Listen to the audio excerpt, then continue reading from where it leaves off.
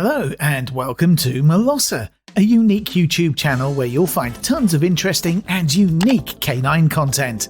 Make sure you subscribe to our channel and feel free to leave a comment on any of our videos. This breed is the little brother to the Mastiff.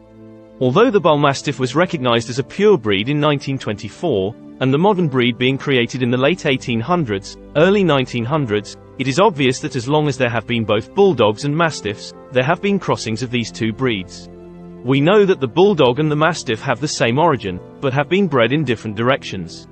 When analyzing this fact, we can assume that the early British Molosser was of Bullmastiff type and stature, or at least closer to the modern Bullmastiff than to the modern Mastiff. Although Mr. S.E. Moseley is usually credited as the creator of the modern Bullmastiff, using 60% Mastiff and 40% Bulldog in his blend, we must not forget that long before Mr. Moseley created his line of Bullmastiff, there were already others breeding Keeper's Night Dog, or Mastiffs with a dash of Bull. Already in 1871, there were exhibited, at the Crichton Palace Show, 6 dogs in the Yard or Keeper's Night Dog class.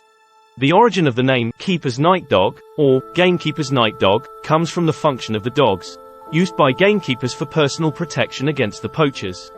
The Keeper's Night Dog should be able to put a poacher to the ground, but without mauling him. The brindle dog was preferred, since the color will easily blend into the dark night, making the dog invisible for the poachers. In addition to Mr. Moseley, there were other breeders in the years before and after the recognition in 1924 that was important in the breeding for the modern Bullmastiff, but that not normally is given the rightful credit. Amongst these were the owner of Thornywood Kennels, Mr. W. Burton, Mr. J. H. Barrowcliff, Mr. J. H. Biggs, Mr. V. J. Smith, Mr. Barnard and Mr. Tony, and of course others. We must not forget these men's important work, even if Mr. Moseley's name is appearing much more often than others' name in the early pedigrees of the breed and as the owner and breeder of the early registered challenge certificates of the Bullmastiff.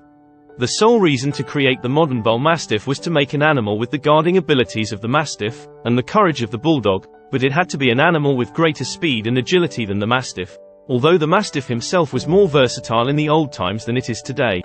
Mr. Moseley is believed to have used 30 years to perfection the breed, and it can be seen on old photos of the Bullmastiff that the type was not set in this early years of the breed's history. Mr. Moseley said himself, "Many years ago I began to fix a standard and now I have succeeded to establish the right type. But do not believe that I have made this through inbreeding. 4 bitches are of one line, 4 more of another line and the 2 dogs are of separated lines. In the crossing, there is 60% Mastiff and 40% Bulldog. The dogs have a very good nose, they can track, take a man to the ground on command, but are not aggressive or fight-oriented. The Bullmastiff soon got many admirers and devoted breeders, so much so that the breed for many years have been larger in numbers, all over the world, than its larger brother and parent breed, the Mastiff. For the ones that want to go more in-depth in the history of the Bullmastiff, I want to recommend the excellent book of Mr. Douglas B. Olive, The Mastiff and Bullmastiff Handbook, and the equal excellent books of Mr. David Hancock, The Bullmastiff, A Breeder's Guide, Volume 1 and 2. If you enjoyed this video, please leave a like and subscribe to our channel.